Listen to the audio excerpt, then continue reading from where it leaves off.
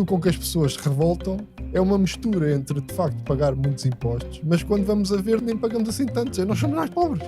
E agora, o problema que a mim mais me preocupa, qual é o efeito dos impostos na riqueza? Não sei se depois podes mostrar o primeiro gráfico do Sim, estudo. sim, podes mostrar ali para a câmera tá se quiseres. Sim. Já estamos na televisão. É. Incrível. Se nós temos problemas com os ricos, ou se queremos que os ricos paguem mais, então tributemos a riqueza. Tipo um imposto sobre a riqueza verdadeira anualmente. Não Só estava à espera que disse nada à espera. Achavas que o Alexandre ia deixar passar esta? Sim, as pessoas, os mais libertários, vão-me odiar por dizer isto, né? Mas eu não sou assim tão contra.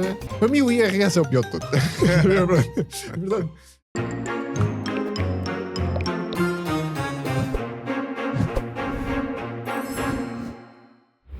Olá, o meu nome é José Maria Pimentel e este é o 45 Graus. Nos últimos anos, parece que o tema impostos entrou em força no debate político, com várias vozes a pedirem menos carga fiscal. Primeiro foi a Iniciativa Liberal a introduzir o tema e depois o PSD pegou-lhe e agora no governo tem tomado, ou tentado tomar, quando a Assembleia deixa, várias medidas para aliviar a carga fiscal, desde o IRS jovem à redução do IRC. Depois daquele enorme aumento de impostos, para citar Vítor Gaspar, dos tempos da Troika, é apenas natural que em algum momento surgisse a vontade de revertê-los. Mas a discussão que interessa verdadeiramente, pelo menos a mim, é mais estrutural. Afinal, como é que Portugal compara a este nível, o nível da carga fiscal, com outros países, seja na União Europeia, seja na OCDE? Pagamos menos ou mais impostos do que esses países em média? E o que dizer do grau de progressividade do nosso sistema fiscal? Ou seja, em que medida é que a taxa aumenta com os rendimentos maiores do nosso sistema fiscal face aos sistemas de outros países? E o que dizer do peso dos vários tipos de impostos no nosso sistema fiscal face a outros países, seja o IRS, o IVA, o IRC, etc. Acho que está explicado porque é que decidi que estava na altura de trazer este tema ao 45 graus. Mas este é um assunto que é, ao mesmo tempo, muito técnico, como vão ver, e marcadamente ideológico. E por isso decidi que o melhor era trazer dois convidados que tivessem sensibilidades opostas, um mais liberal, outro mais de esquerda, mas com duas coisas em comum: conhecerem bem o tema e, tão ou mais importante, estarem dispostos a ter uma discussão de boa onda, sem acrimónia, sobre estes assuntos. Os convidados são Alexandre Mergulhão e Pedro Almeida Jorge. O Alexandre é economista, formado pela nova SBE, e é técnico superior no Gabinete de Estudos do Ministério das Finanças. É atualmente doutorando em Economia Política no ISCTE, onde é também professor assistente. O Alexandre é ainda, e essa é a principal razão para ele estar aqui, autor do estudo Fiscalidade em Portugal, que foi publicado pela Associação Causa Pública, um think tank que reúne diferentes visões vindas, sobretudo, da esquerda. O Pedro Almeida Jorge é também formado pela nova SBE e tem carreira na área da auditoria e consultoria fiscal a entidades do setor financeiro. Além disso, e mais importante para fins deste episódio, é coordenador da Biblioteca de Traduções do Instituto Mais Liberdade, um think tank com uma visão liberal, focado na defesa da liberdade individual e da economia de mercado. Com o Mais Liberdade, o Pedro tem coordenado a publicação de uma série de livros em Portugal, como, por exemplo, Ambientalismo, uma visão de mercado, ou Adam Smith tinha razão, de Rainer Zitelmann.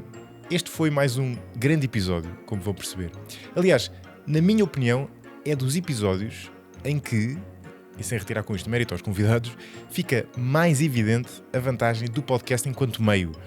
Longe dos soundbites do Twitter e sem restrições de tempo, foi de muito longe a conversa mais descontraída, mais aberta e mais profunda sobre impostos a que me lembro de assistir.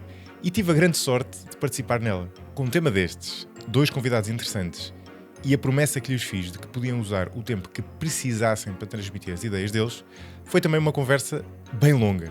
E por isso, para vos facilitar a digestão, decidi dividi-la em duas partes. Nesta primeira parte, começamos com uma discussão mais geral sobre a carga fiscal em Portugal, como é que comparamos com outros países, a comparação, a diferença entre a carga fiscal e o esforço fiscal e qual é o impacto dos impostos nos incentivos económicos. Discutimos também quão progressivos devem ser impostos como o IRS, o que nos levou a falar do IVA e outros impostos indiretos que têm a particularidade de, na prática, serem tendencialmente regressivos, ou seja, tendem na prática a prejudicar quem ganha menos. Já vão perceber porquê. Falámos também de um tema muito quente hoje em dia, que são os jovens que imigram para ganhar mais e, em alguns casos, também para pagar menos impostos. E do outro lado dos impostos, ou seja, os serviços que obtemos do Estado e em que medida é que eles estão à altura do que pagamos por eles. Mas para compreender bem o nosso sistema fiscal, é preciso avaliar cada tipo de imposto individualmente.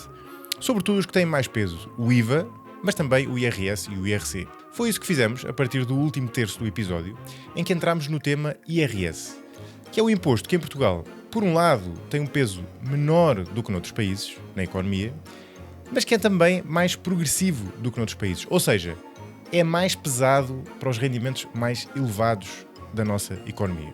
Deixo-vos então com a primeira parte desta grande conversa com o Pedro e o Alexandre. E já sabem, se gostarem do 45 Graus e quiserem apoiar a continuidade deste projeto, vão a 45grauspodcast.com ou diretamente ao Patreon e apoiem o 45 Graus. E agora, vamos lá. Alexandre, Pedro Alexandre, bem-vindos. Obrigado. Muito obrigado pelo convite. Gostou de fazer este episódio? Verdade. É verdade. Foi difícil. O episódio ainda não o fizemos, né? O episódio ainda não fizemos. Gostou a começar a fazê-lo. Gostou para estarmos aqui. Acontece muitas vezes com episódios e neste caso ainda mais porque somos 3 pessoas. Portanto, mas como eu estava a dizer há bocado, está longe de ser o episódio que demorou mais tempo a fazer. Tive não há muito tempo um episódio com a Teresa Paiva sobre ciência do sono. Tinha sido uma das minhas primeiras convidadas. Portanto, fiz o episódio 5 anos depois de a ter convidado a primeira vez. Portanto, estamos tranquilos. Enfim, olha, vamos falar sobre impostos, que é um tema que se tem falado imenso. Falou-se na altura da Troika, porque houve um aumento grande, mas neste sentido de questionar o nível, né, de uma maneira mais estrutural, se temos um nível alto ou baixo, como é que deve ser a nossa carga fiscal e os vários tipos de impostos. A ideia que eu tenho é que é uma coisa mais dos últimos anos, sobretudo quando surgiu a iniciativa liberal, começou a ter muitas propostas nesse sentido, não é? E no fundo a criticar a carga fiscal, depois o Mais Liberdade também por outro lado com propostas nesse sentido, sobre, mais do que propostas com comparações, exatamente, já vamos falar disso. E portanto é um tema que se fala muito, é um tema que me perguntam várias vezes, eu dou por mim a pensar muitas vezes, mas embora já tenha alguma opinião, não tinha uma opinião em que eu confiasse a 100%, né? Portanto quis fazer um episódio sobre isso e fazia-me sentido fazer um episódio com uma pessoa mais próxima de uma sensibilidade e outra pessoa mais próxima da outra, embora o objetivo aqui seja, como eu vos dizia no início, isto não é bem um debate no sentido em que nós não estamos na televisão e vocês têm que dar a vossa mensagem de 5 minutos, não a coisa perde-se, né? É mais ter uma conversa, sabendo que o que nós podemos fazer aqui é pôr os factos no sítio certo, não é? Ou seja, estabelecer os factos que são partilhados, estabelecer o que não é partilhado porque depende de alguma incógnita e portanto a pessoa não sabe, seja sobre medição, seja sobre o impacto que determinadas medidas vão ter.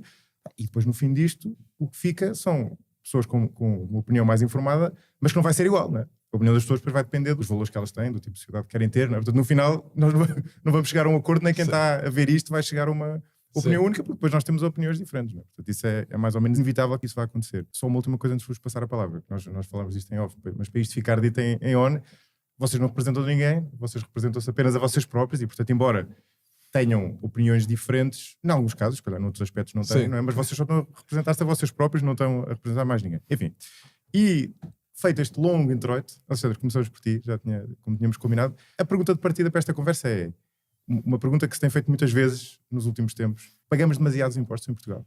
A minha resposta a isso é depende, é como normalmente é a resposta certa. Mas de facto depende mesmo de que impostos é que estamos a falar e depende de quem é que estamos a falar, ou seja, de quem é que paga esses impostos também. Porque para mim a questão central não é tanto o nível da famosa carga fiscal enquanto país, é mais como é que nós estamos a distribuir esta necessidade de fazer um esforço para financiar um Estado que existe, e depois podemos discutir quais é que devem ser os papéis do Estado e portanto, qual é que é o nível que isso exige de despesa. Mas, em qualquer maneira, temos sempre... Para mim, a questão central é discutir como é que vamos partilhar este esforço de financiamento do Estado. Mais do que o nível. Mais do que o nível. Sim. Na minha opinião, eu também acho que depende, apesar de, lá está, este tema da carga fiscal tem sido bastante debatido até no último governo do António Costa e do PS. Aqui do António Costa, estás a falar do... Sim, pronto, então vamos fazer o recap. Tem sido, o tema da carga fiscal tem sido bastante debatido durante o último governo do PS. nomeadamente porque a oposição dizia que a nossa carga fiscal é demasiado alta e, nomeadamente, o governo tentava defender que estava na média ou até abaixo da média europeia, sendo que depois se costuma introduzir a nuance do chamado esforço fiscal, não é? Certo. Que de facto é um tema, não é propriamente controverso, mas diria que como existem depois várias maneiras de calcular, existe sempre ali uma discussão de a carga fiscal é o conceito mais ortodoxo e depois há o tema do esforço fiscal que é mais ajustado ao nível de rendimento do país, não é? Sim, Portanto, e que é mais interpretativo, não é? e eu, em relação a isso, acho que é interessante introduzir aqui um tema que é: nós em Portugal temos na Constituição que o imposto sobre as pessoas singulares deve ser progressivo. Ou seja, o IRS. Sim, o IRS. Se bem que a Constituição não diz bem IRS, Claro, né? certo, Portanto, sim, ou sim. seja, de certa maneira até podíamos ter outro imposto desde que Claro, fosse sobre as claro, pessoas sim. singulares. A progressividade, uma das lógicas que podemos discutir mais à frente, mas tem a ver com a ideia de que à medida que as pessoas têm mais rendimento, o esforço ou o peso de um euro de imposto é menor do que para as pessoas que têm menos rendimento, não é? Portanto, é um bocado essa a lógica quase científica de que existe a progressividade. Pronto, abstraindo-nos da questão da redistribuição de riqueza, pronto, só aqui se tentarmos que haja o mesmo esforço de contribuição, há uma lógica de que quem ganha mais à partida vai ter menos esforço. E portanto, para igualar o esforço, tens que aumentar a taxa. Sim. Não é que eu podemos discutir, eu não concordo totalmente com esse passo tão rápido, mas o que eu gostava de dizer é que parece-me que quem tem essa perspectiva também deve então aceitar ter por base o conceito de esforço fiscal, porque o esforço fiscal também é um bocado aplicar a lógica da progressividade, mas ao nível do país, né? Um país que tem menos rendimentos, se pagar a mesma carga fiscal, vai ter maior esforço fiscal do que alguns. É a mesma lógica que há neste caso entre pessoas para entre países. Sim. Então, mas espera, deixa só falar da carga fiscal e depois já vamos ao ponto que o Alexandre levantou, que temos de olhar para os diferentes impostos e obviamente para quem é que paga o quê, obviamente. Eu sei que não dá para dividir completamente uma coisa da outra, mas por organização acho que faz sentido começarmos por falar do nível geral, não é, de impostos, da carga fiscal, e depois ir à maneira como eles estão distribuídos e depois aos diferentes tipos de impostos, por exemplo, que também é aqui uma questão relevante. Mas vamos lá esclarecer este facto. A nossa carga fiscal, ao contrário do que às vezes se sugere, carga fiscal não é elevada. Na verdade, a nossa carga fiscal é média ou média-baixa se compararmos com a OCDE ou a União Europeia, certo? Sim, não diria média-baixa, mas abaixo da média. Pronto. Abaixo da média. Pronto. Está bom para ti, Alexandre? Sim, estou contente com compras isso. esta? Sim, compro perfeitamente. Aliás, eu quando fiz esse estudo fiquei muito surpreendido por ver que de facto estamos muito abaixo da média. Porque havia muito esse discurso. Aliás, foi talvez a principal estratégia política de alguns partidos de direita, não é? Para sermos honestos, no Mais Liberdade, por exemplo, acho que eu sempre vi esta questão do esforço fiscal. Mas no discurso político, é verdade que falava-se da carga fiscal. Sim, quando, na verdade, né? fui ver e de facto há uma primeira infografia do Mais Liberdade a usar esse esforço fiscal em 2016. Depois há assim um grande intervalo. Quer dizer, não sei se foi a primeira, mas de facto é muito antes do que eu estava à espera. Mas nós começámos em 2021, portanto. Não sei, sim. Então, deve ter sido outra. A data do texto, não sei. Então depois temos de verificar melhor. Pois, mas, mas a ideia é, fiquei surpreendido porque havia um post no site mais antigo do que estava à espera. Mas de facto todo o discurso era baseado à volta da ideia do indicador carga fiscal. Pronto, então acho que convém esclarecer aqui o que é que isso quer dizer e como é que nós comparamos, não é? Sim. O que é a carga fiscal, já agora? A carga fiscal é a soma de toda a receita de impostos e de todas as contribuições para a segurança social em percentagem do PIB desse país, para se poder fazer comparações entre países. Pronto, e nós aí, não sei se depois podes mostrar o primeiro gráfico do estudo. Sim. Podes mostrar ali para a câmera, se quiseres. O gráfico é este. Parece que estamos na televisão. É incrível. É que tem todos os países da União Europeia. Quando olhamos para esses dados da carga fiscal, vemos essencialmente 3 factos muito importantes. O primeiro é que Portugal, que está a vermelho, está muito abaixo da média da União Europeia a laranja e da média da área do euro a preto. Em segundo lugar, vemos que é verdade que a carga fiscal aumentou em Portugal, porque a barra está acima do círculo. Que é 10 anos antes, depois é 2022 versus 2012. Fiz 10 anos só. Até porque foi aí que começou a aumentar mesmo a carga fiscal em Portugal. Sim. Também vemos que a grande maioria dos países na União Também aumentou a carga fiscal nestes anos. 19 entre os 27 também aumentaram a carga fiscal. E mais, entre aqueles que tinham uma carga fiscal semelhante a Portugal em 2012, só 2 é que não aumentaram. Que foi a Malta e a Irlanda, que pronto, são países muito particulares neste aspecto. Se compararmos com a OCDE, está mais ou menos na média, não é? Sim, está mais ou menos na média, sim. Bem, como sempre, há sempre algum debate sobre a maneira como se calcula. Eu acho que nós ficamos mais perto da média se incluirmos as contribuições para a segurança social teóricas e se incluir as efetivas, baixa um bocado. Não muda muito, é 2 lugares no ranking. É só, assim. ok. Sim. Então achei que fizesse mais diferença. Okay. Não. Portanto, isto é a carga fiscal. Portanto, a nível de carga fiscal, que é tudo o que nós pagamos, incluindo contribuições para a segurança social em percentagem do PIB, nós estamos, enfim, abaixo da média, digamos assim, para ter esse ponto consensual. O ponto que tu levantas é que, da mesma forma que faz sentido o IRS ser progressivo para cada pessoa pagar de acordo, para nivelar o esforço, digamos assim, também a carga fiscal devia variar entre países de maneira a nivelar o esforço de acordo com o PIB per capita.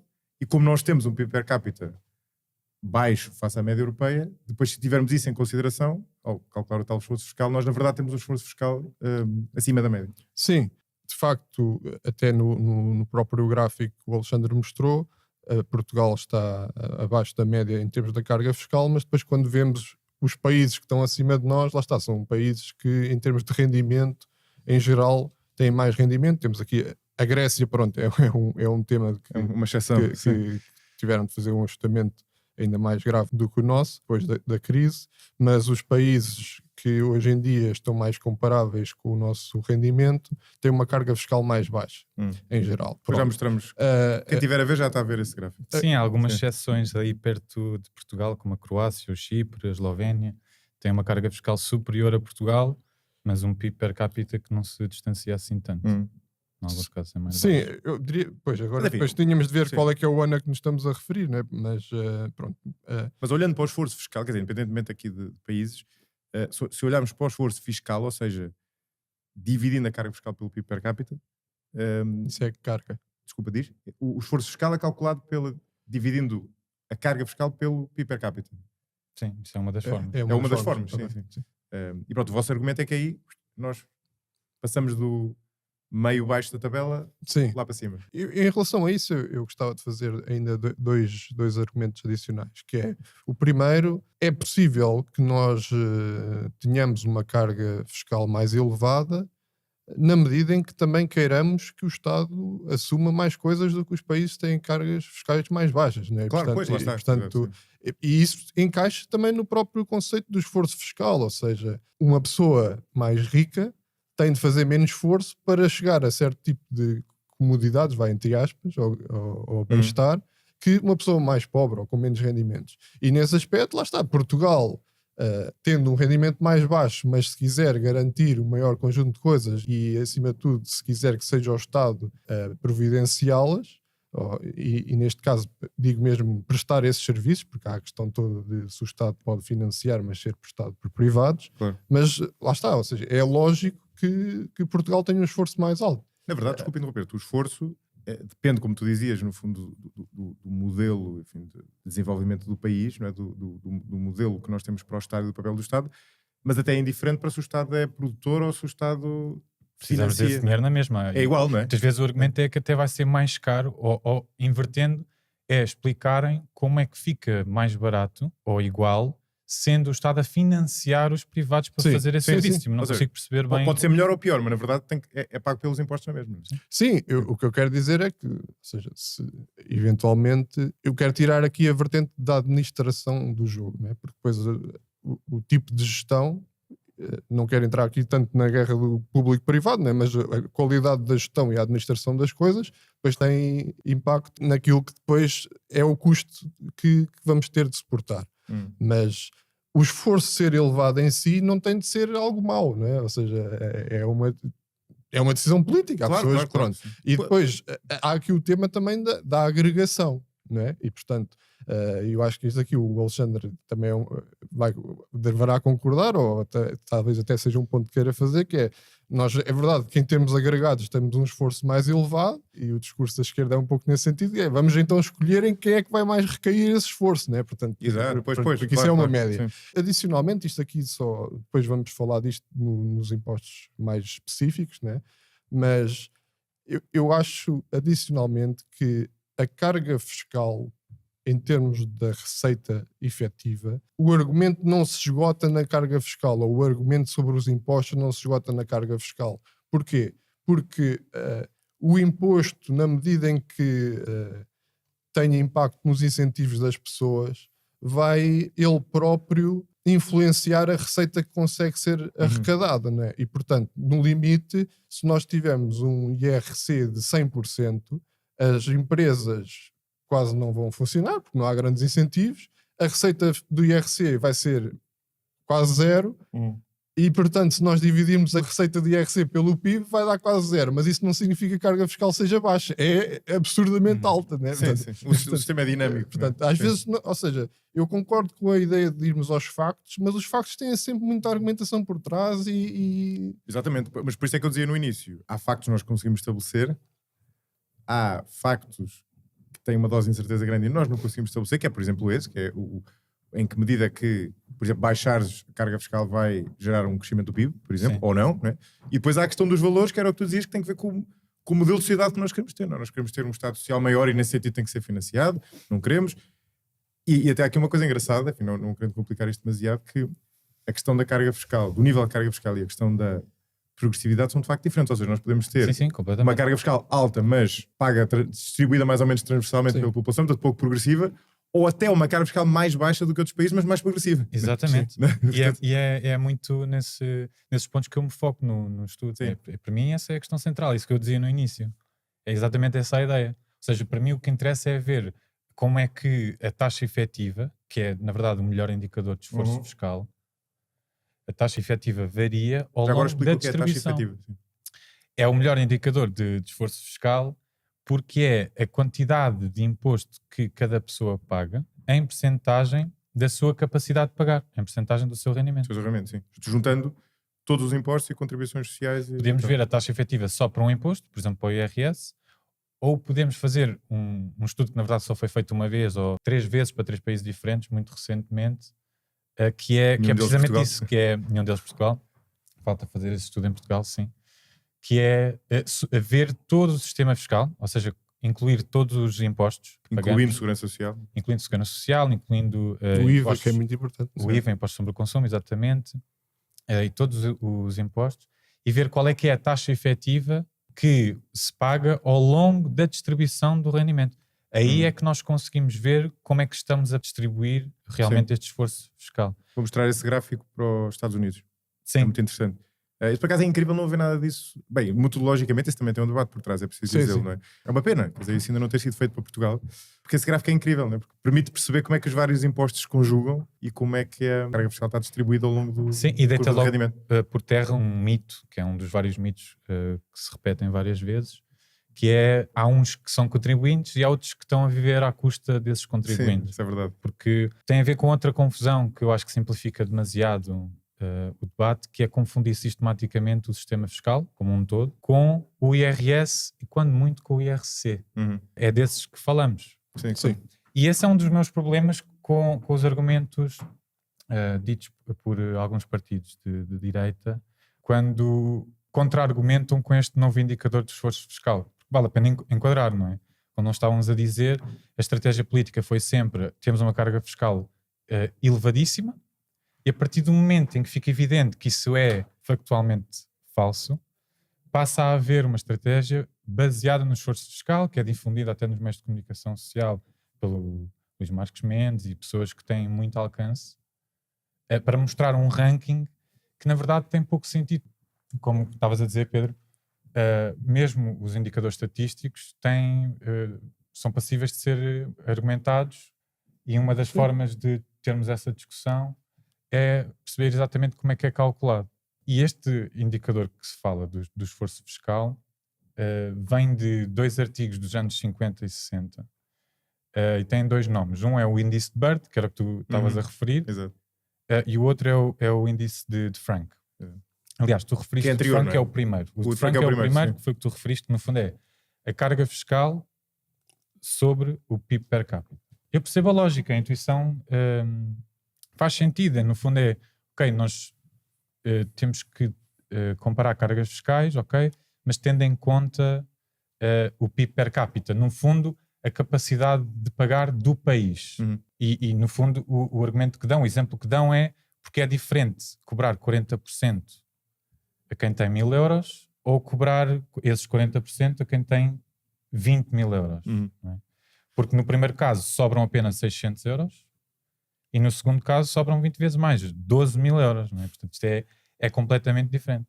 A questão é que esta lógica aplica-se a pessoas, aplica-se ao IRS, não se aplica a um país como um todo.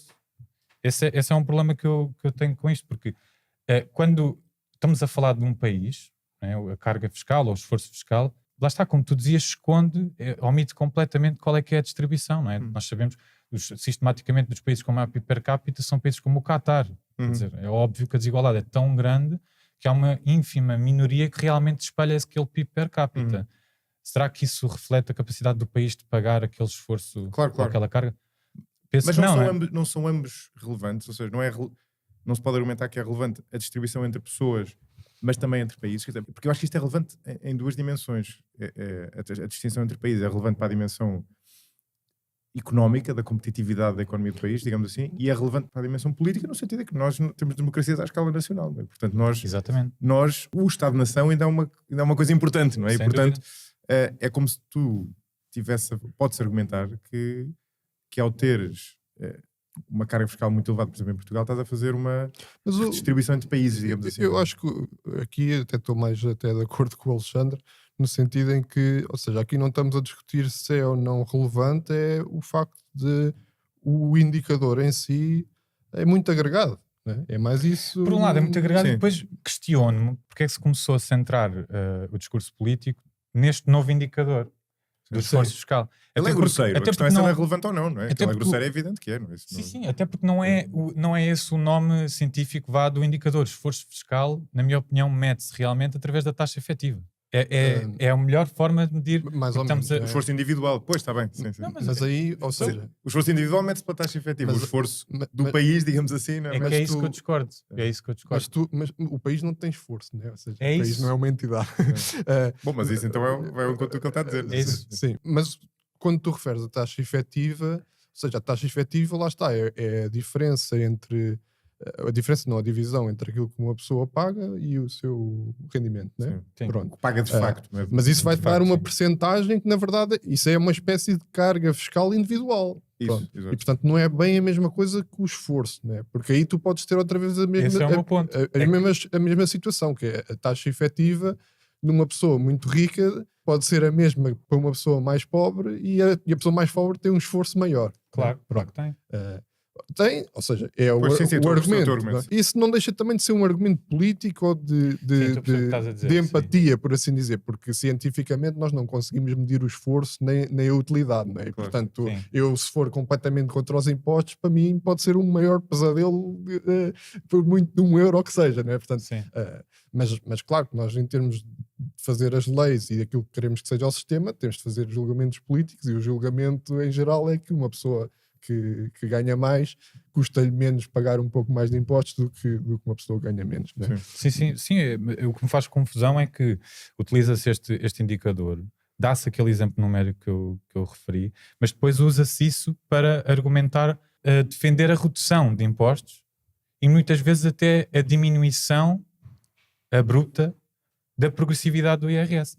Quando esse exemplo numérico demonstra quão fundamental é preservar o IRS progressivo, não é? Sim. Porque é precisamente por ser diferente a superarem 600 euros ou 12.000 euros que não podemos taxar na mesma taxa, 40%, pessoas que têm uma capacidade de pagar completamente diferente, não é? Sim. E isto é distorcer completamente o argumento, na minha opinião. Mas eu Pronto, agora- e por fim, Diz.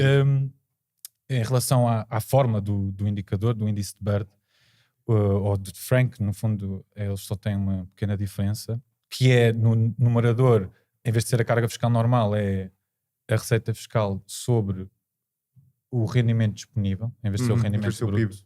em vez de ser o PIB per capita ou o Produto Nacional Bruto. Isto é um problema que é, por exemplo, se virmos a forma que tu falaste, que é o de Franco, normal, carga fiscal sobre o PIB per capita. Se nós rearranjarmos este rácio de rácios, nós ficamos, tal como até foi a Susana Peralta que falou disso no Twitter, penso eu, ficamos com, em cima, a população vezes a receita fiscal e em baixo o PIB ao quadrado. E é evidente que isto não tem qualquer substrato, não tem qualquer significado substantivo e, portanto, o ranking também não quer dizer grande coisa. Esse ranking em que Portugal aparece em terceiro ou em segundo, não sei, que é o do suposto esforço fiscal do país, Sim. Tem todos estes problemas, na minha opinião, apesar de eu perceber a intuição, não é? O indicador metodologicamente, ele enquanto indicador absoluto, vale pouco, porque lá está, no fundo tu estás a dividir pelo PIB duas vezes, uma divides pelo PIB e outra pelo PIB per capita. Pode ainda assim fazer sentido em termos relativos. Dificilmente está a medir exatamente essa questão do esforço diretamente. De facto, está a aproximar a carga fiscal de uma medida mais de esforço fiscal, mas de uma maneira um bocado grosseira, não é? que não permite, que deve ser interpretado com alguma cautela. Sim, não é por acaso que nenhuma instituição estatística utiliza esse indicador, enquanto que tax burden ou carga fiscal já é usada há muitos anos. Sim. Mas ainda assim, eu acho, desculpa Pedro, antes de passar, tu, Alexandre, tocaste em dois pontos que é importante destrinçar. Porque tu disseste, este indicador não deve ser usado para nós tirarmos ilações sobre a diferença entre países. Na verdade, a mesma lógica aplicar-se-ia à questão da progressividade, é essa que nos interessa. Eu acho que é argumentável dizer que ambas interessam. Para a segunda, para a questão da progressividade, de facto, este indicador não nos diz nada. Ele não diz nada sobre a questão da progressividade. Portanto, aí 100% de acordo. Na primeira questão da diferença entre países, é verdade que ele é grosseiro, como tu mostraste agora, mas não me parece absurdo olhar para a diferença entre países, não é? Porque no fundo lá está, os Estados-nação ainda são uma coisa relevante. Mas porquê é que não se usa a carga fiscal, que é a receita fiscal e as contribuições sociais? Porque não tem em conta o esforço, lá está. Não é? Mas o que é isso do esforço? Não, é pelo mesmo, como dizia o Pedro no início, é pela mesma razão pela qual tu tens taxas mais altas quanto mais tu ganhas, não é? Porque é para tentar, na verdade não está a fazê-lo, não é? Mas aproximar-se de uma nivelação do esforço. Pois é, mas isso só faria sentido se tivesse um sistema fiscal a nível mundial que faz uma redistribuição entre países. Mas mesmo sem haver redistribuição não é argumentável. Isto é um tema interessante, não é? Nós vivemos em Portugal, não é? E estamos a pagar impostos para o nosso Estado, não é? Se vivêssemos noutro país, estaríamos a pagar impostos com um Estado diferente. Há uma espécie de contrato social, não é? Claro que há. No qual nós financiamos um Estado, não é? E se o esforço que o cidadão médio faz em Portugal for maior que o esforço que o cidadão médio faz no outro país, não é? Há algo a dizer sobre isso, não é? Ou não? Se calhar não. É uma parte da história, não é? Claro. Porque, não, mas é que é mesmo, repara. Por exemplo, esse estudo do Banco de Portugal, a caracterização do IRS, um pequeno estudo, foca-se muito neste facto, que é a redistribuição de um imposto, por exemplo, o IRS, divide-se entre o efeito da progressividade e o efeito da taxa média, ok? E o que nós temos em Portugal, em geral, e no IRS muito vincadamente, é que nós conseguimos ter uma carga fiscal de IRS, uma taxa média, muito abaixo da área do euro, mas conseguir ter uma redistribuição parecida porque temos um nível de progressividade muito alto. Exato. Era aquilo que falávamos há bocado. E isto é algo que eu defendo. Sim. O problema é a partir de que momento é que a progressividade entra em modo exponencial, não é? Portanto, recentemente tive um colega de emprego cá em Portugal que migrou para a Holanda e ele foi ganhar muito mais e paga tanto ou menos de impostos. Portanto, porque para lá a progressividade só começa muito mais alta. É um desafio que nós temos hoje e que sempre existiu, mas muito menos, não é? Sobretudo dentro da União Europeia, mudam de país com uma facilidade muito maior do que acontecia no passado e, portanto, Mas aí não estamos a cometer o erro de fazer comparações que não podemos, porque 2.000 euros em Portugal não é a mesma coisa que 2.000 euros na Holanda. Não, em termos de paridade de poder de compra, sim. Não, tem duas razões, Pedro. Uma é essa do custo de vida. Portanto, 2.000 euros não chegam para tanto na Holanda como em Portugal. Mas mais importante para mim ainda é a posição relativa que esses 2.000 euros querem dizer nesse país. Claro. Para mim essa é a questão central. Sim. Mas, ou seja, em termos da tua riqueza relativa diferente. com as outras... Para já, este é um dos meus pontos centrais, que é nós não podemos ou não devemos confundir rendimento com riqueza, né? Ou seja, quando comparamos, por exemplo, o PIB per capita português com o PIB per capita da Roménia, ou seja, eles depois de nos ultrapassarem vão ter de esperar muito mais anos até conseguirem chegar à nossa riqueza, né? Claro, Porque o claro. stock, mas Ou seja, a riqueza é o acumulado do rendimento. da mesma forma é a própria capacidade contributiva também se calhar tem mais a ver com a riqueza do que propriamente com o rendimento. E um dos problemas, e que eu acho que aí a esquerda dá mesmo um tiro no pé, é o facto de focar-se sempre muito na questão dos escalões e da progressividade do IRS. Se bem que, lá está, uma das tuas propostas é precisamente tributar mais a riqueza e o património. Mas, nesse sentido, quando nós tributamos o rendimento ou o salário mais elevado, isso é cego. Por exemplo, se eu receber um bónus de performance este ano e que me leve para um escalão muito superior, isso é completamente diferente de uma pessoa que todos os anos tem isso como salário base, não é? E, portanto, nós, ao termos uma progressividade muito elevada no imposto sobre o rendimento, temos aqui um grande fator de rigidez social, porque as pessoas que estão agora a começar ou eventualmente a conseguir ter um rendimento um bocadinho mais alto, estão logo a pagar no pressuposto que estão a ganhar isso há 10 anos ou 20 anos, não é?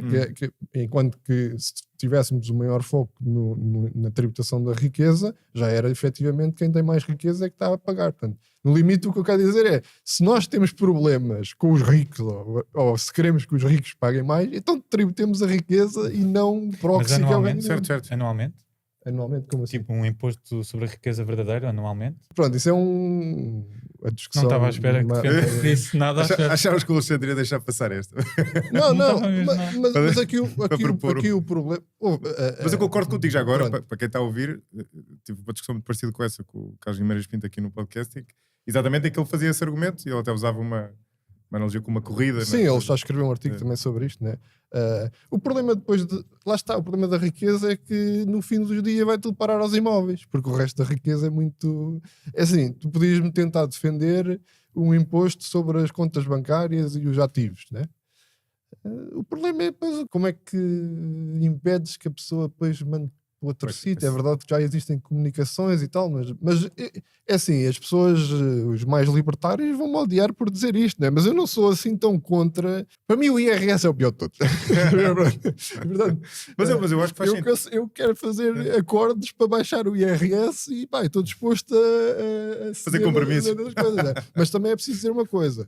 O IRS, por exemplo, nos Estados Unidos, quando começou, lá está, era para aí 10% sobre os mais ricos só, né? Portanto, só que depois as coisas vão subindo e subindo e subindo, né? Bom, ele foi muito mais alto do que é agora. Sim, muito mais. Muito mais. Ele surgiu em 1913, penso eu, e teve que se mudar a Constituição, né? Porque estamos a falar de um período, de um tempo completamente diferente. E depois ele sobe muito rapidamente, ali com a Primeira e depois com a Segunda Guerra Mundial. Guerra. Sim, ele teve, nos Estados Unidos, teve a taxa máxima de IRS, teve à volta dos 90%, ou ultrapassou os 90%. É a taxa marginal que estás a falar, não é? Sim. É a taxa do último escalão. Não, eu sei, mas para quem está a ouvir isso não é nem sempre óbvio. Não é? Sim. A ideia é que é a taxa média, não, era a taxa que as pessoas pagavam pela parcela de rendimento acima de X, não é? Mas ainda assim é incrível. Muito alto, sim, ou seja, era a taxa máxima de podia ser o bónus, lá está, como o Pedro dizia. Se tivesse no último escalão. Se tivesse todos, no último escalão, sim. E foi de 90% durante praticamente 4 décadas. Portanto, não foi só para pagar o esforço da guerra, não é? Até porque muito do esforço foi através de impressão de dinheiro, não é? Sim, não foi só através de impostos, sem dúvida. Mas, portanto, olhando para o quadro do século XX, não era 10%. Era não. Sim, certamente superior. não era. Sim. Depois há uma grande queda nos anos 80. O que eu estou a dizer é que, mesmo que nós tentemos inicialmente ter a tentação de dizer isto vai ser só sobre os mais ricos, mas na verdade nós temos de chegar a uma conclusão que é inevitável, e isso vê-se nos países nórdicos, que lá a carga fiscal é maior, mas está muito distribuída por toda a gente. Contribua para a continuidade e crescimento deste projeto no site 45grauspodcast.com. Selecione a opção Apoiar para ver como contribuir, diretamente ou através do Patreon, bem como os benefícios associados a cada modalidade. Pois, o que eu digo é que eu prefiro ter uma carga queremos... fiscal menor, mas com mais progressividade, porque estamos a pedir um maior esforço a quem tem mais capacidade de pagar.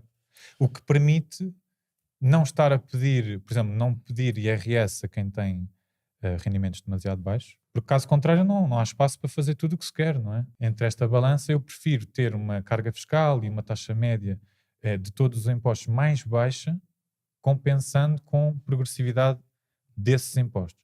E, Uma curva mais inclinada. sim, o mais progressivo é o IRS, ele surge exatamente para compensar a regressividade dos outros impostos, que eram os impostos indiretos, o imposto do selo e muitos outros, que por serem a mesma taxa para toda a gente, por incidirem sobre o consumo, Sim. são regressivos. E depois eu podia explicar isto Já agora, com mais calma.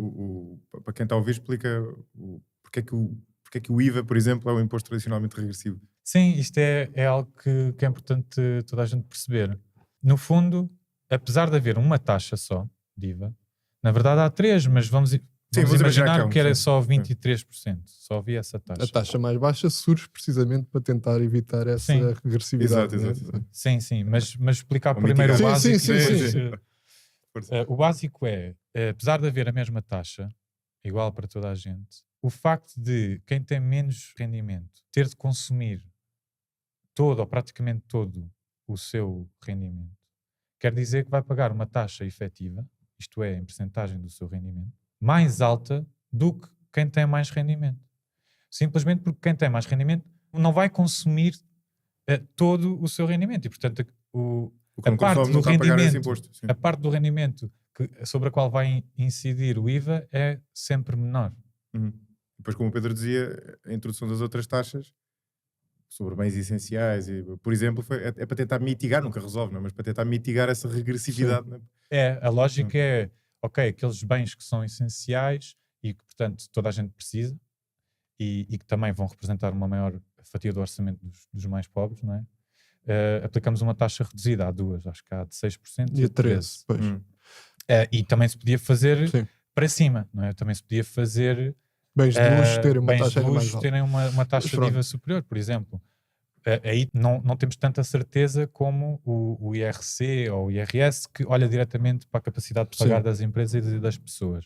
Estamos a assumir que uma pessoa de classe média não vai comprar um iate. Não é? Sim, é essa a lógica. Pois. Para tentar mitigar, na verdade, a regressividade do IVA, neste caso. Em relação a isso, as instituições internacionais, algumas delas, apontam sempre isso como um certo defeito do sistema português, porque a ideia do IVA, lá está, é ser mesmo uma taxa igual e não andar aqui depois a distorcer e depois todas as lutas políticas dos restaurantes para ter uma taxa mais baixa ou mais baixa. Sim. Mas sem prejuízo do que dizes, né? Sim, eu concordo. Se calhar mais valia ter uma taxa única e fazer a redistribuição por outras vias. Pois, né? mais baixa, mais simples, uma taxa única mais baixa. E agora aqui gostava de dizer duas coisas. Por exemplo, o Friedrich Hayek, no Constituição da Liberdade, ele é contra o imposto progressivo, e eu essencialmente também sou, pronto, devo dizer. Ele dá abertura ao imposto progressivo precisamente com o argumento da regressividade dos impostos sobre o consumo. Portanto, o próprio Hayek fala disso.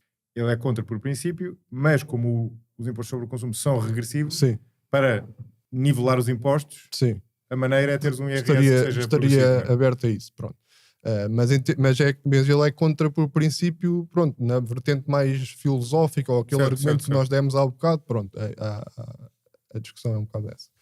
E depois temos aqui a questão que é, ok, os bens essenciais são a 6%, mas depois nós, quando vamos a pagar no supermercado, não nos perguntam a nossa declaração de rendimentos, né? Exato, essa é a questão. E portanto, na verdade, também estamos a subsidiar as pessoas mais ricas através, a subsidiar ou a taxa reduzida está a incidir também para as pessoas mais ricas, né? Claro. E elas próprias, em princípio, até vão, se calhar, gastar mais dinheiro, mesmo nos bens essenciais, do que, portanto, elas próprias... Eu acho que os números mostram que gasta menos. Mas, não estou a dizer em porcentagem do rendimento, estou a dizer em dinheiro absoluto, não é? Ou se cá compram coisas mais caras, não é? Este é sempre o ponto para mim.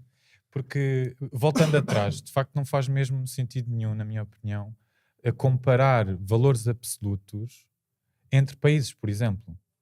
Não faz sentido nenhum a ideia de eu fui para a Holanda receber 5.000 euros e pago taxa efetiva, sei lá, 15 ou 20 e poucos %.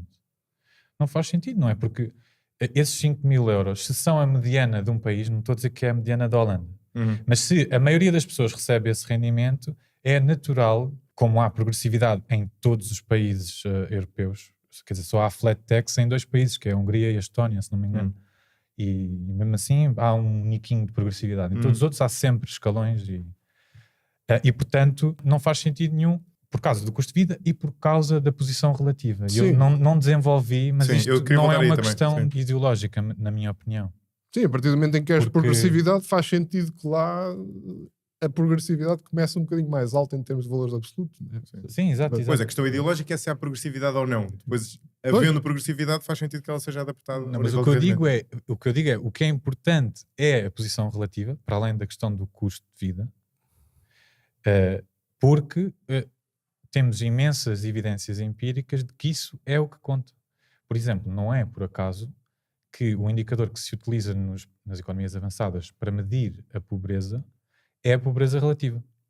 Não é por acaso que nós definimos um limiar de pobreza baseado de uma forma relativa, que é 60% da mediana da distribuição desse país.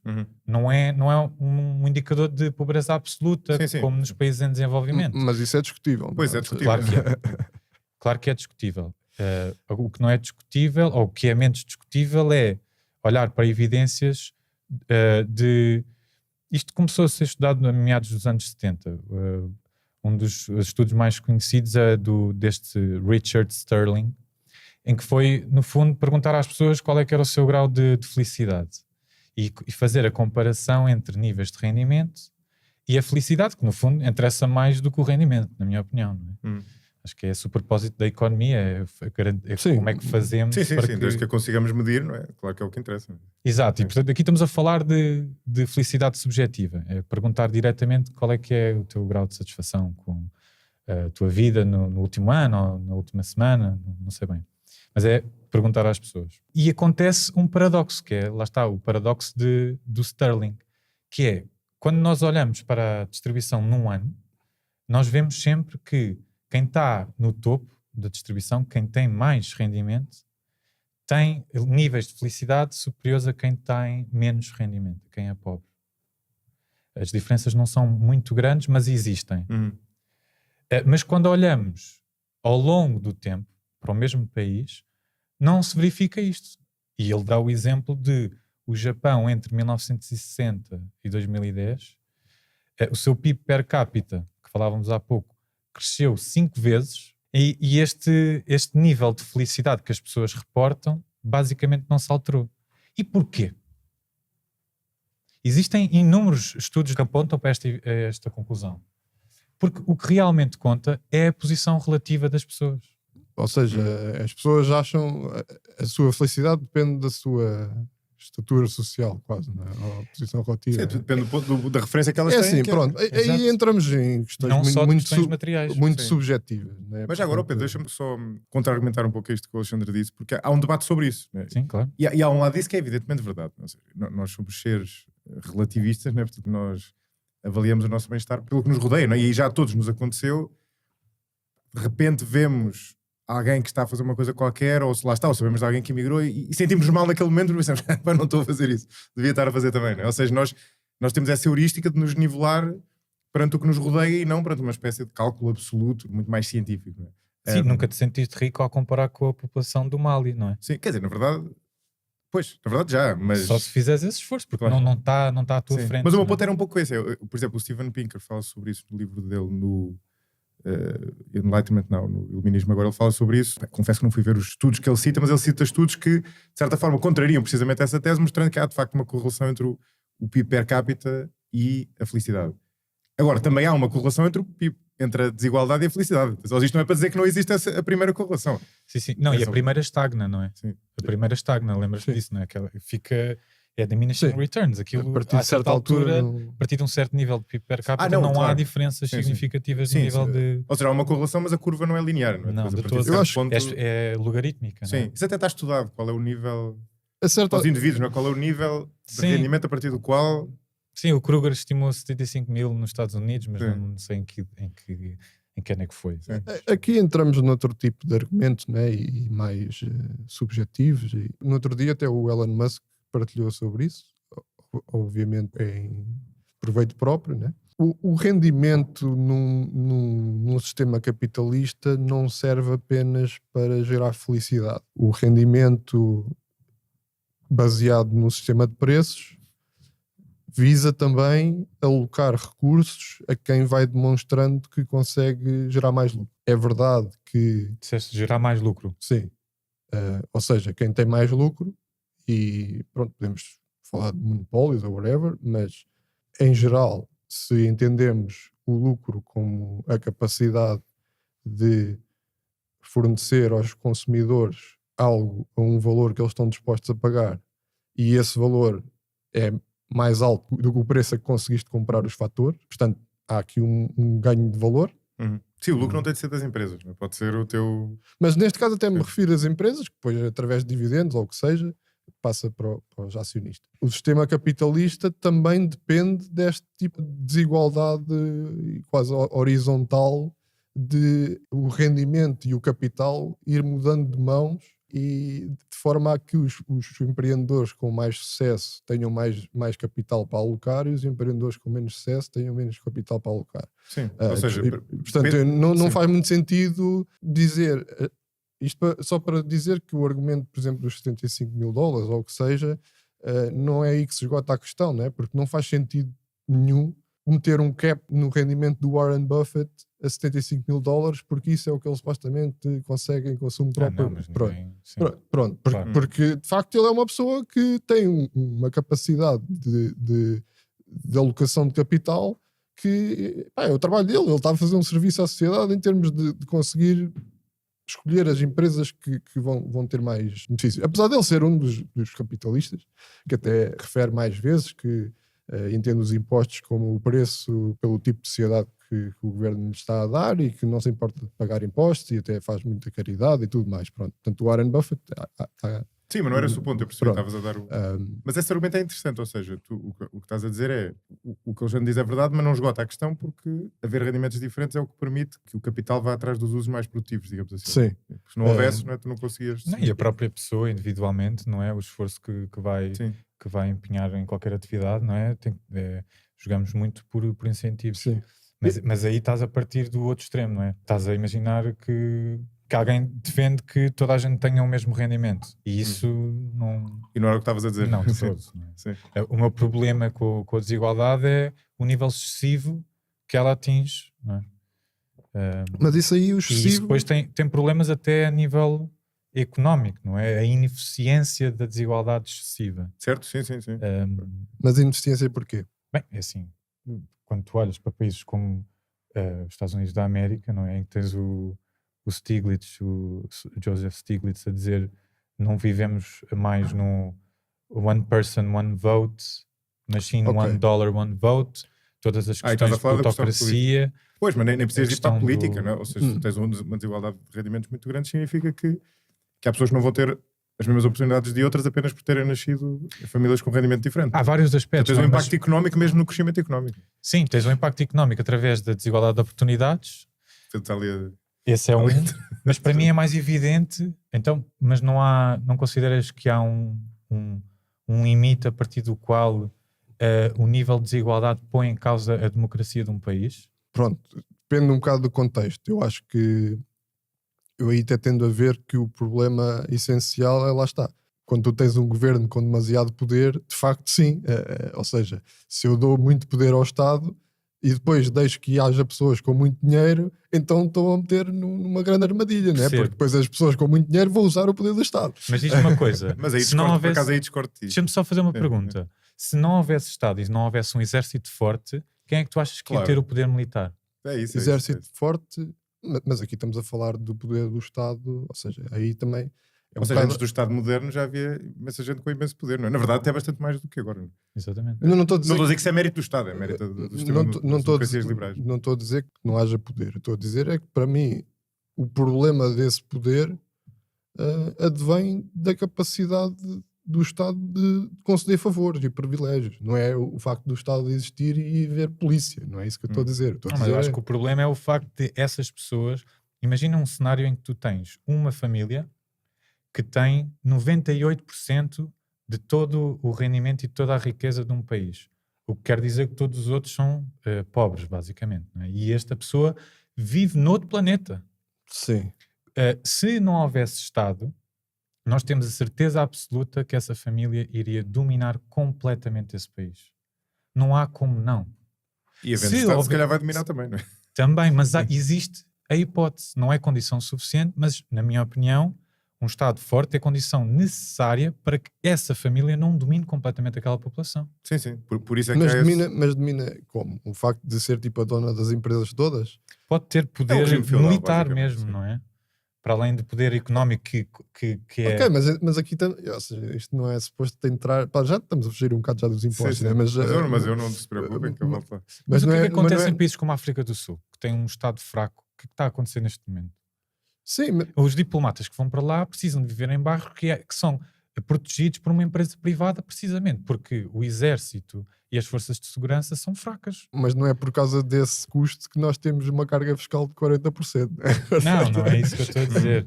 O que eu estava a questionar é a tua premissa de que o problema de haver desigualdade demasiado elevada e de haver famílias que são demasiado...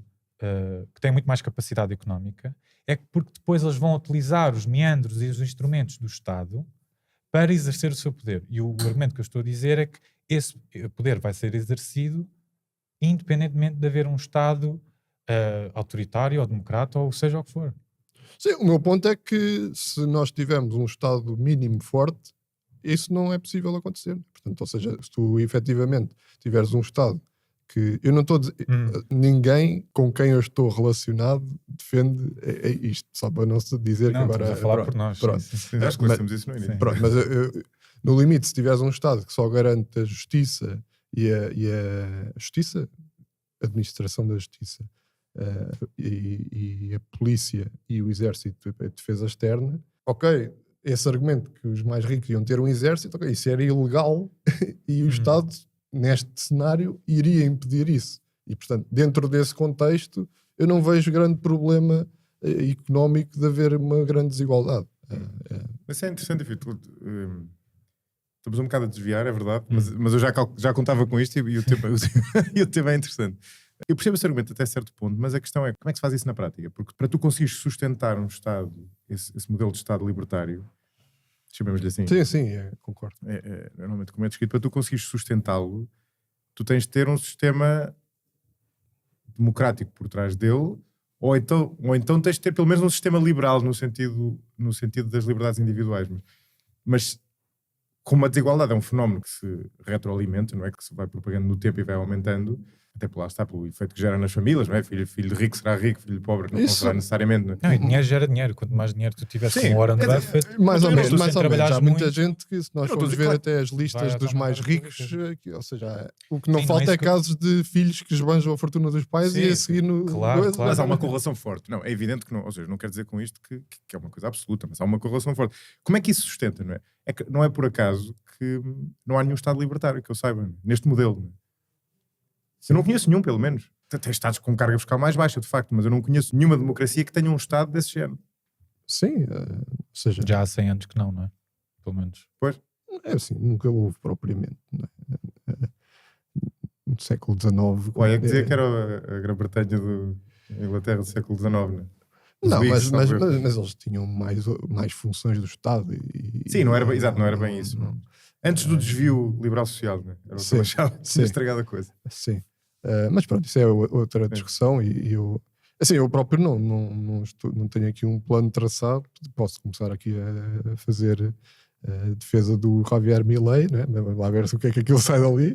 Vamos ver, também existe a Liberland agora cá na Europa, que é um país... É ali ao pé da Croácia e outros países em que basicamente era um bocado de terra que estava um bocado abandonado, ou ninguém tinha acordo sobre de quem é que era, e houve uns libertários que foram para lá e declararam que agora aquilo era um Estado e estão a ter novos cidadãos. Assim. Portanto, também não tenho acompanhado muito, mas Nunca tinha ouvido falar disso. Nem eu, Liberland. Muito também bom. não. Engraçado. Então, mas espera, então vamos voltar ali ao que nós estamos a falar há um bocadinho, sobre a questão do IRS. Vamos tentar centrar aquilo que nós fomos falando. Né? É evidente, há aqui uma tensão, digamos assim, que lá está, cada um de nós vai resolvê-la, provavelmente tendo em conta as suas preferências para o tipo de sociedade em que quer viver. Não é? Mas há aqui uma tensão em que, obviamente, nós precisamos de alguma progressividade do IRS. Se calhar não precisaríamos ter no IRS, poderíamos ter no imposto sobre a riqueza, já lá vamos deixar essa questão em aberto. Por outro lado, não a queremos ter exagerada, porque senão tens o impacto interno do país de não permitir afetar, vou usar o paleio económico, não é? Sim. No jargão económico, para não permitir afetar o capital aos melhores usos, e depois, por outro lado, também... E a ascensão social, não é? A ascensão social das pessoas, porque a melhor maneira de tu conseguires subir na vida é de facto teres alguns anos em que estás a ganhar muito, mas não quer dizer que tenhas de ser logo tributado como se isso fosse um funcionário que tem claro, sim. Mas isso é a questão da comparação com a riqueza, não é? Idealmente, aluías pela riqueza e não pelo rendimento, porque senão podes estar a taxar muito uma pessoa que ganhe muito, mas na verdade não seja rica, não é? Simplesmente nasceu uma família pobre e está a ganhar muito naqueles anos. E depois tens a questão internacional, que nós falávamos há meia hora, do exemplo do teu colega que tu davas, que é uma questão prática, que é um desafio que existe hoje e não existia antes. Não é? E aí eu não concordo, completamente com o que estavas a dizer, Alexandre, porque, eu concordo com a questão de princípio, digamos assim, que o que interessa é um nível relativo dentro do país por causa desta questão da progressividade. Porque a progressividade vai se aplicar àquele país. Exatamente. Portanto, do princípio eu concordo. Independentemente da progressividade que cada um de nós acha adequado. O problema é, na prática, como as pessoas podem mudar de país. Sim. Ou seja, se o país fosse fechado, como era na prática quase antigamente, não é? As pessoas imigravam, mas não havia tanta esta imigração qualificada que existe hoje em dia, das pessoas poderem ir ao LinkedIn, passa publicidade e apanhar uma oferta de emprego na Holanda e pirar-se para lá. Não é? Estou a perceber. E portanto, havendo isso, há de facto esse problema, porque se eu ganhar X aqui e pagar X% e de repente for fazer a mesma coisa para a Holanda, ganhar mais e pagar a mesma porcentagem de imposto, ou se calhar até menos, isso é um desafio real. Não é? Não, e é uma discussão interessante. No fundo, a discussão é será que a tributação deve ser com base na residência, que é como é em Portugal e na União Europeia, que é, ok, eu vivo neste país, nestas fronteiras, portanto, a progressividade, os impostos vão incidir com essa comparação. Ou se é com base na nacionalidade, como é nos Estados Unidos da América. Sim. Que, diga-se, tem uma grande vantagem, que o Gabriel Zucman está sempre a referir, que é muito difícil fugir aos impostos enquanto norte-americano. Às vezes não tens de ter nascido lá, que tens obrigações na mesma se fores cidadão. Se fores cidadão. Se que tiveres funciona na dupla, prática? safas-te. Funciona, mas aqui é interessante, porque é literalmente o imperialismo americano a funcionar, porque a maneira como eles conseguiram implementar isso hoje em dia é através da lei do FATCA, que basicamente faz um ultimato aos bancos estrangeiros a dizer, ou vocês me dizem... Sim. Não, ou vocês me dizem Tens razão, as pessoas americanas que têm contas convosco, ou então levam com 30% de retenção na fonte em todas as transferências que saírem dos Estados Unidos para vocês. Foi o Obama, sim, é muito interessante. Isto, e os outros países, depois a OCDE acabou por ir à boleia, e hoje em dia foi essa lei americana que levou a que hoje em dia quase em todo o sítio do mundo em que tu tenhas uma conta bancária ou ativos financeiros, isso vai ser comunicado ao fisco português. Pronto. Mas lá está, mas isso é um... Não, mas eu acho que é uma discussão interessante, porque repara... Mas desculpa, só para perceber, um americano que vive em Portugal, que tenha rendimentos cá, paga impostos não pela nossa tabela de IRS, mas... Paga cá e paga lá, só que lá deve ter um crédito sobre o que pagou cá. Eu acho que é isso. Mas tem sempre obrigações nos Estados Unidos. É isso. Ou seja, se cabe ele pagasse menos... Ia pagar o excedente para os Estados Unidos. Ok. Pagando mais? Sim. Pode deduzir. Sim, Ou seja, ele é tributado lá, mas deduz tudo isso. Mas isso não é um regime de servidão. Para mim isso é um regime de servidão. Eu acho que não podes mudar de país. Ou seja, eu acho que é interessante porque a tua pergunta ia no sentido desta ideia, que é dizer assim, o que é que interessa mais? É o facto de estás a viver na Holanda ou é o facto de seres português? Porque faz toda a diferença, não é? Se tu foste taxado com base na nacionalidade, tu passas a estar no último escalão, ou nos últimos escalões de IRS em Portugal. E faz algum sentido também defender esta posição, porque, ok, tu és cidadão português, beneficiaste de todos os serviços públicos e não públicos deste país, não é? da tua família, das escolas onde andaste, do Serviço Nacional de Saúde, da investigação e desenvolvimento neste país, das empresas neste país, etc, etc. E agora, não é por estás a ir 1 ano ou 2 para a Holanda ou ficares lá a viver 5 anos que deixas de contribuir para aquilo que recebeste. E tu acho que referes isso Faz no algum teu, sentido, sim. Aí no teu Interessante relatório isso. referes aí um país que diz que se tiveres vivido lá 10 anos, depois durante 3 anos depois de sair, tem de... Acho que é a Noruega. Pois. Acho que é a Noruega. É um debate interessante. O este, meu, por acaso. o meu problema de princípio com isso é a ideia de que Estado gera mais Estado, né? Portanto, como nós temos um Estado interventivo e tu beneficiaste do Estado interventivo, então vais ter ainda de levar com mais intervenção mesmo que saias daqui, né? Mas em termos da lógica da coisa, eu até consigo concordar que faz sentido discutir, não é? Não é um absurdo. Sim. Apesar de, historicamente, não sei se é bem essa a ideia que levou ao regime americano. E os americanos em geral, eles são muito bons em impor coisas aos outros, mas depois nunca aceitam. Com eles têm de fazer sempre à maneira deles e nós é que decidimos. Mas quando é para impor aos outros. Sim. Mas isto é uma questão interessante porque eu levantei isto como um problema de ordem prática. E é interessante porque tu, em resposta a isso, levantaste outro problema moral, né? No qual as vossas posições se invertem. Né? Porque no primeiro, tu estavas a dizer que a pessoa devia pagar de acordo com a desigualdade relativa daquele país, não é? A vossa posição era o contrário. E aqui de repente é o Pedro está a ser um bocado nisso.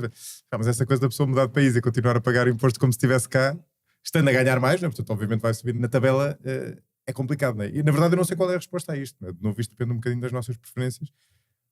Mas as coisas são verdade, né? Não faz sentido que eu mudando de país vá beneficiar do regime mais favorável, né? E portanto não deixe de refletir de certa forma o país de que vim e o Estado Social que beneficiei e a desigualdade em que estou enquadrado.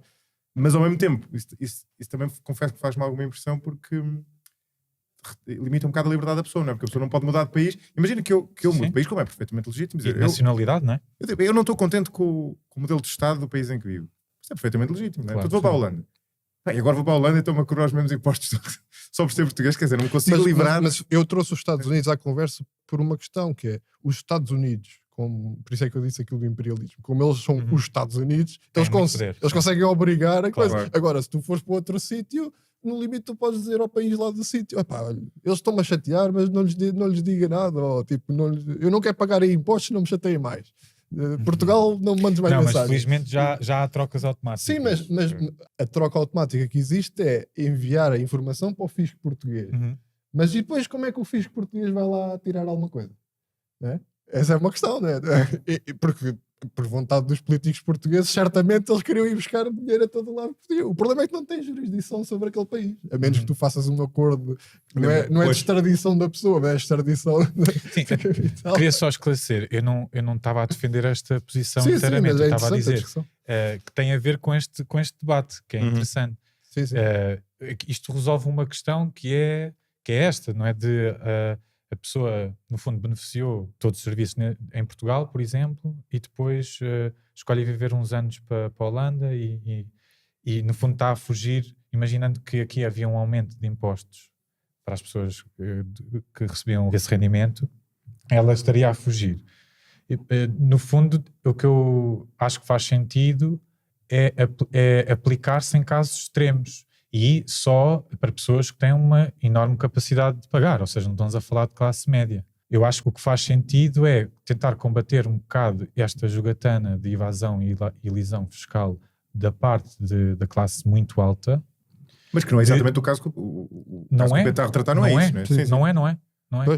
E seria com base, por exemplo, se viveste cá 30 anos, agora foste para a Holanda, vais pagar durante uma proporção desses anos, sei lá, não sei, 3 anos, impostos em Portugal também. Todos os impostos que nós decidamos aplicar aqui, incluindo, por exemplo, um imposto sobre a riqueza, se fosse o caso.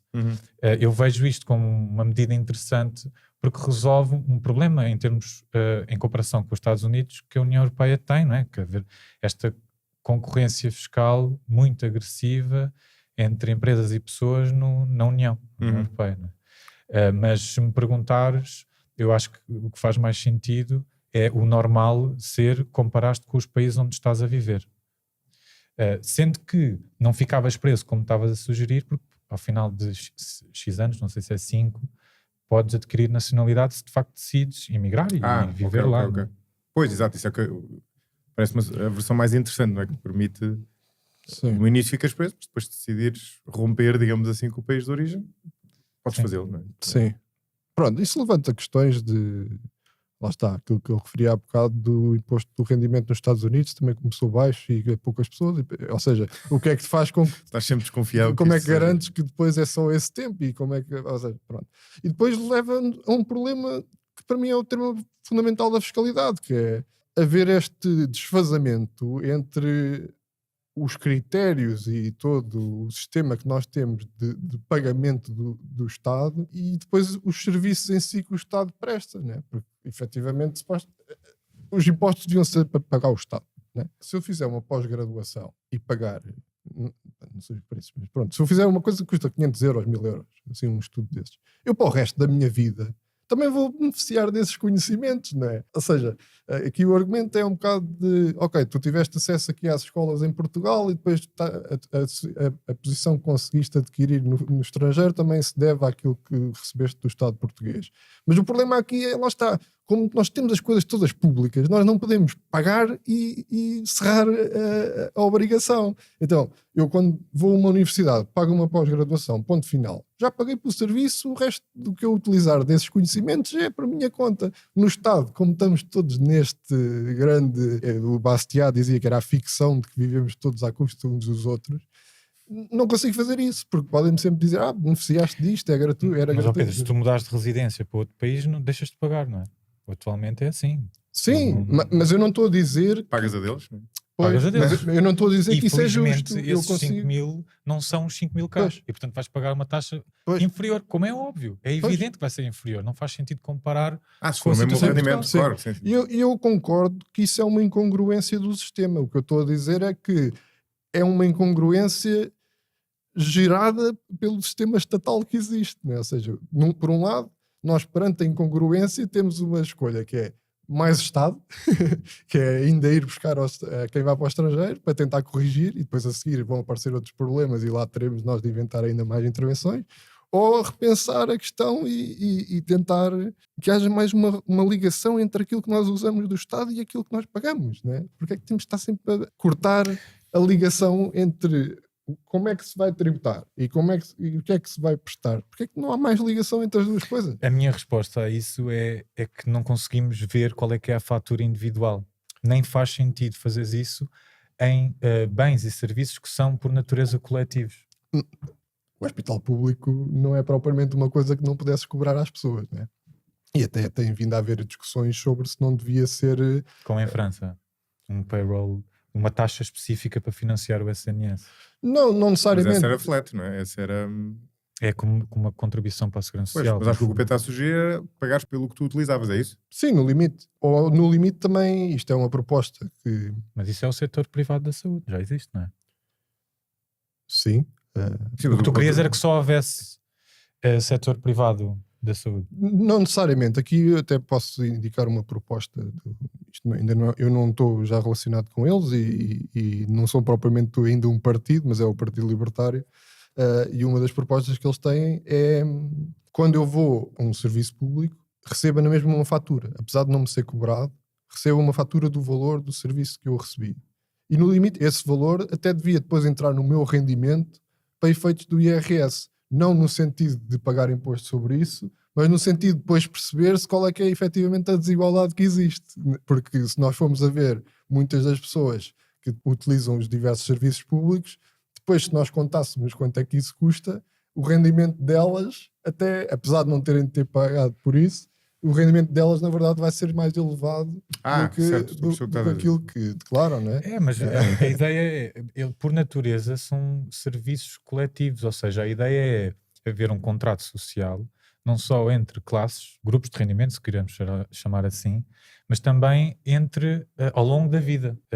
Não, o que estás a dizer é verdade. Aliás, até há aquela frase, eu não sei quem é que conhece a frase, mas era uma académica qualquer que estudava processamento do Estado Social e que explicava que uma das razões pela qual pudeste criar um sistema de saúde, mas é mais difícil fazer outro tipo de mutualizações, é que nunca nenhum de nós sabe quando é que vai precisar ou não. Exatamente. Mas não acho que isso seja compatível. E quanto é que vai custar? E quanto é que vai custar? Mas não acho, o Pedro está a dizer, do ponto de vista simbólico, não parece incompatível com isso, que era tu teres simbólico e se calhar também para fazer algum tipo de medições, que é quando tu utilizas, perceber quanto é que tu beneficiaste disso, não é? E portanto, se calhar se fizesses isso, Sim.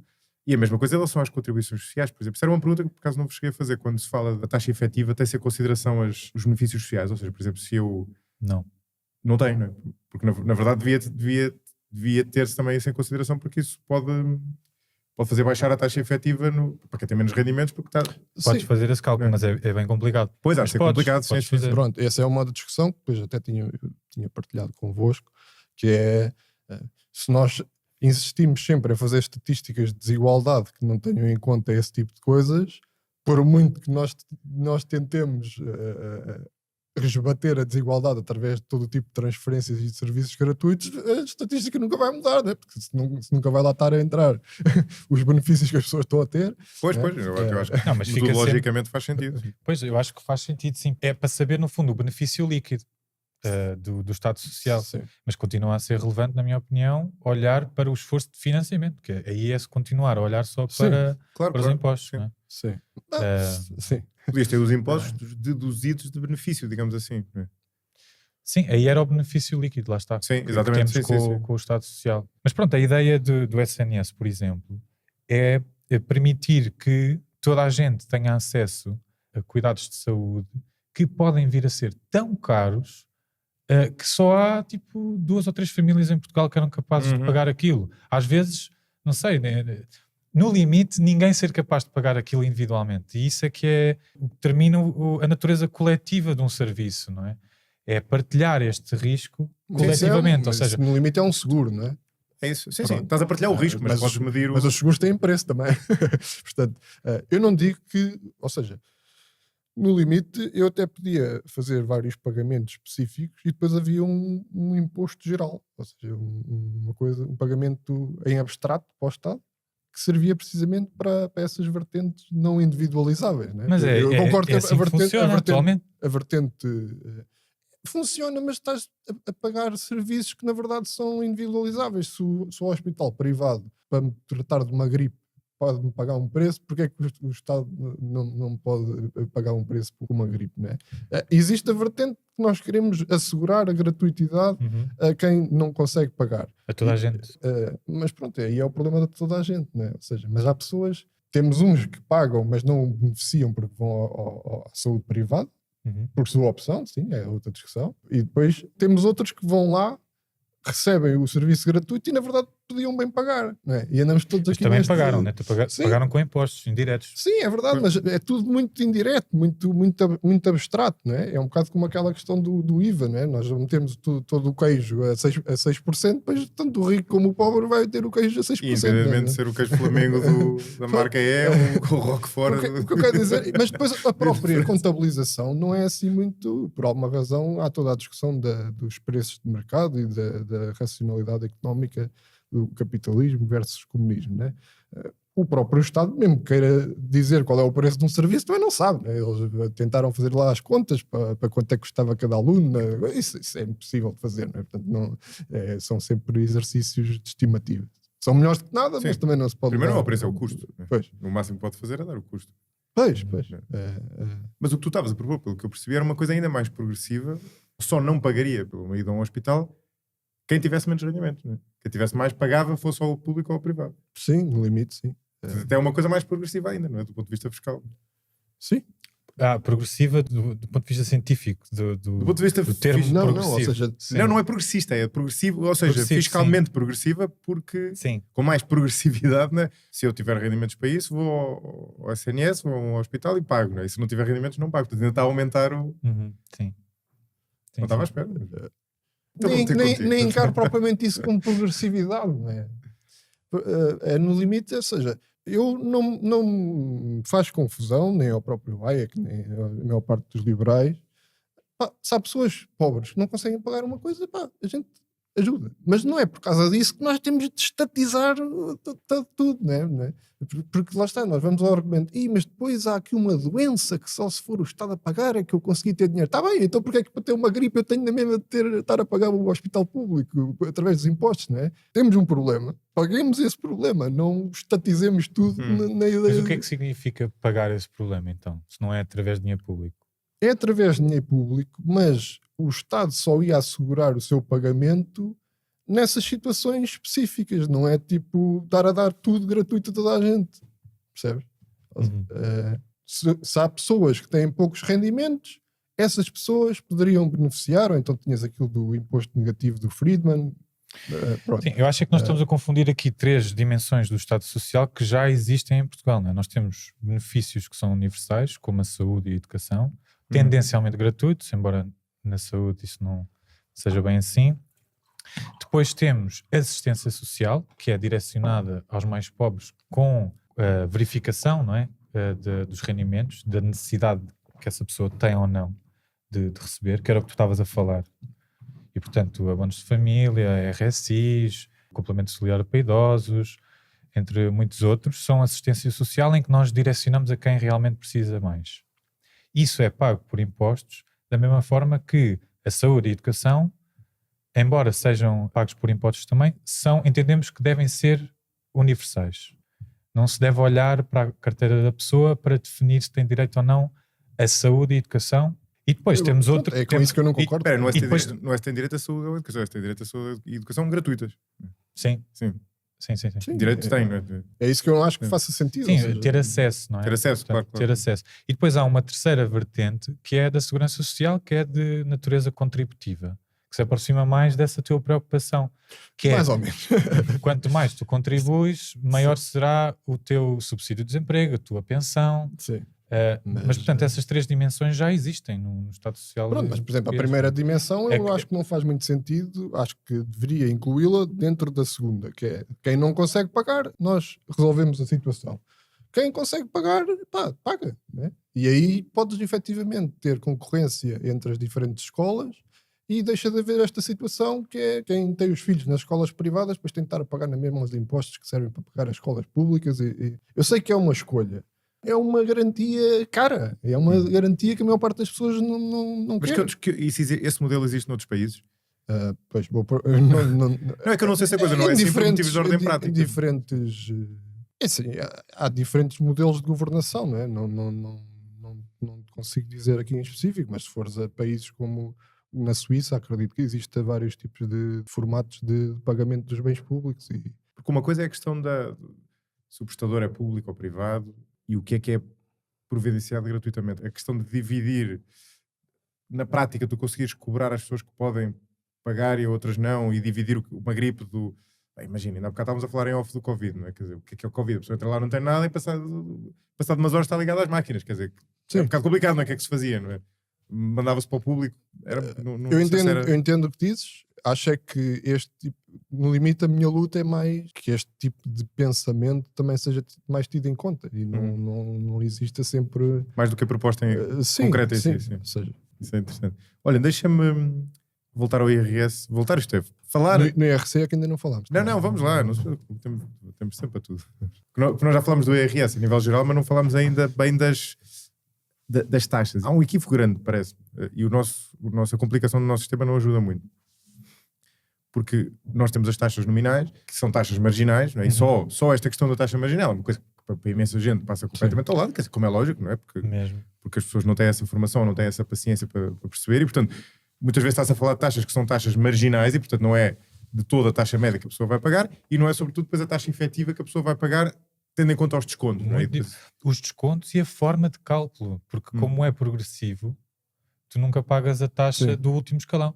E depois tens as deduções das despesas de saúde. A tua taxa média, exato, sim. Ou seja, a tua taxa média nunca é a taxa marginal do último escalão. Sim, isso nunca é. Tenhas tu o rendimento que tiveres, se fores ultra rico vai ser muito próximo, mas vai pesar muito na média, mas nunca vai ser exatamente igual. E depois tens os descontos todos que andam lá no meio. Muito significativos, não é? Mostra lá, querias mostrar um gráfico, não é? Não, por acaso desta vez não. Então tenho umas querias falar da questão das diferentes categorias que existem do IRS, né? Porque rendimentos de capital têm uma taxa e depois não... Não, já lá vamos, também queria isso. Mas agora queria falar sobretudo da distribuição da taxa efetiva, não é? Como é que compara o peso do nosso IRS na receita fiscal, em média? Já falaste isso há bocadinho, não é? E como é que compara o nosso grau de progressividade, digamos assim. Ou seja, agora estamos só a olhar dentro do país, não é? Obviamente já todos percebemos que o nosso salário médio ou o nosso salário mediano paga mais de IRS do que em termos percentuais, mesmo em taxa efetiva, do que um país mais rico. Como é óbvio, porque aí ele pesa menos em termos equivalentes, é uma pessoa menos rica valor do que aqui, absoluto, não é? É valor absoluto, não é? Mas independentemente disso, como é que é a nossa... Como é que é o nosso gráfico, não é? Como é que é o nível médio e como é que ele se distribui por nível de rendimento? Pronto, quando olhamos em termos agregados, que é parecido com o médio, não é? Ou seja, a carga fiscal do IRS, portanto, a receita sobre o PIB, sempre foi bastante abaixo das médias europeias. Sempre, mas muito significativamente. Por isso é que, quando olhamos para os impostos diretos em conjunto, mesmo incluindo o IRC, continua a ser abaixo das médias europeias. É porque o IRS é mesmo muito, muito inferior. Quando se compara com a OCDE, também foi desde que existe, o IRS foi sempre abaixo, excepto em dois anos em que coincidiu, ou foi ligeiramente abaixo, muito próximo, 2013 e 2014. Portanto, em termos agregados, é muito inferior às médias todas. E a progressividade? E depois, isto traduz-se numa taxa média inferior à área do euro, por exemplo, e isto aqui estou a falar de dados daquele estudo do Banco de Portugal, que é a caracterização do IRS, em que eles fazem um exercício que responde à tua pergunta, que é, ok, vamos ver qual é que é a taxa efetiva de IRS em diferentes partes da distribuição. Pronto, e como já percebemos, não faz sentido comparar valores absolutos, mas o que eles fazem é múltiplos do salário médio, ok? Sim. Então fazem metade do salário médio, 2,5 vezes, 5 vezes, 15 vezes. E depois comparam qual é que é a taxa efetiva em Portugal e na média da zona euro. Posso ver já agora? Claro. Tens aí o gráfico, não é? Tenho aqui. É uma tabela. É uma tabela. Pronto. E a conclusão a que eles chegam, e isto é calculado de uma forma bastante rigorosa, utilizando um modelo de microsimulação, que é o Euromod, e chegam à conclusão que aquilo que eu estava a dizer há pouco, que é nós conseguimos ter uma taxa média muito baixa porque temos uma progressividade elevada. E o que é que essa progressividade elevada quer dizer? Quer dizer que nós em Portugal pagamos menos de IRS do que na área do euro, toda a gente, excepto a classe média alta e a classe alta. Isto é, a partir de 2,5 vezes o salário médio. Isto traduzido para Portugal é, sei lá, 3.500 euros, acho eu. A partir de 3.500 euros, mais de 2,5 vezes o salário médio, aí sim pagamos uma taxa efetiva ligeiramente superior à área do euro. E não estamos a falar, só para esclarecer, não é o que uma pessoa de 3.500 euros pagaria noutros países da área do euro, é o que uma pessoa com um salário equivalente a 2,5 vezes o salário médio pagaria nesses países. É disso que estamos a falar. Sim. Eu traduzi só para dar uma ideia do que porque, ou seja, porque uma pessoa com 3.500 euros noutros países ia pagar muito menos. Ia pagar muito menos, claro. Sim, era aquilo que estávamos a falar há pouco. Portanto, a resposta é, voltando àquela pergunta inicial, de se pagamos demasiados impostos, se pagamos demasiado de IRS em específico, a resposta é não. Isso só é verdade para a não classe... depende. Se eu ganhar muito bem, sim. Exato. Sim, exato. Mas, ou seja, em média, não. Pagamos nitidamente menos. Mas depois, quando vemos ao longo da distribuição, há uma parte, que é o topo da distribuição, que comparativamente paga mais. Mas isso é o preço que pagamos para conseguir cobrar menos aos mais pobres, não é? Sim. Porque... Claro, sim, mas é uma decisão política, digamos assim, não é? Eu acho que aí, lá está, existem várias questões. Uma delas é esse tema dos mais pobres e o facto de em Portugal uma grande percentagem das pessoas, creio que é quase 50%, não pagam IRS, apesar de, pagam o IVA, por exemplo, que é um... E todos os indiretos, sim, não é? E esse é um dos teus temas no relatório, que é a tendência de apostar nos impostos indiretos e nomeadamente sobre o consumo, tem diminuído em muita progressividade do sistema fiscal em Portugal. Depois, existe a questão que eu já tinha referido inicialmente, que é o facto de uma taxa ou uma carga fiscal ser baixa não se traduz logo em qual é que é o seu impacto ao nível dos incentivos, porque lá está, um imposto muito alto pode gerar efeitos tão danosos nos incentivos que deixa a carga fiscal por haver menos receita. Mas dizes no IRS também? Eu diria, independentemente dessa questão técnica, o teu ponto, no fundo, mais de fundo é, se tu tiveres uma taxa marginal muito alta para rendimentos mais elevados, podes diminuir os incentivos ao trabalho e com isso prejudicar o crescimento económico. Sim, é isso, especialmente porque depois entramos na discussão de que lá está, em termos de princípio, o nosso sistema está bem feito com aquilo que se quer alcançar, mas depois existe a questão da mobilidade das pessoas e de facto, se aumentas muito a taxa de IRS, o incentivo não é não só para não trabalhar, é para ir para o estrangeiro. Pronto. Porque as pessoas depois não querem tanto saber se tu referes a posição relativa, mas muitas das pessoas depois querem também saber do valor absoluto, não é? E quando veem valores absolutos, mesmo em termos de paridade de poder de compra, mais elevados no estrangeiro, escolhem ir para lá trabalhar. Claro, não, mas um ponto que eu queria adicionar é, no fundo, a discussão, ou o problema é o seguinte: nós somos um país mais pobre que os outros, ou com menos rendimentos. E as pessoas chateiam-se com isso, não é? Portanto, nós, para termos uma carga fiscal semelhante à dos outros, como somos mais pobres, temos de começar a pagar mais impostos mais abaixo. Mas aquilo com que as pessoas se revoltam é uma mistura entre, de facto, pagar muitos impostos, mas quando vamos a ver, não é os impostos nem pagamos assim tantos, nós somos mais pobres. E agora, o problema que a mim mais me preocupa, que esse aí é o único que eu acho que vale mesmo a pena discutir, é qual é o efeito dos impostos na riqueza, ou seja, na capacidade de evolução e de crescimento económico, né? Porque isso aí é o que interessa mais, porque se nós conseguimos crescer ao mesmo ritmo, então não há nada a fazer, né? Agora, se este tipo de fiscalidade inibe o nosso crescimento económico, então aí há um problema, né? Porque não só somos mais pobres, como estamos a crescer menos do que aquilo que poderíamos.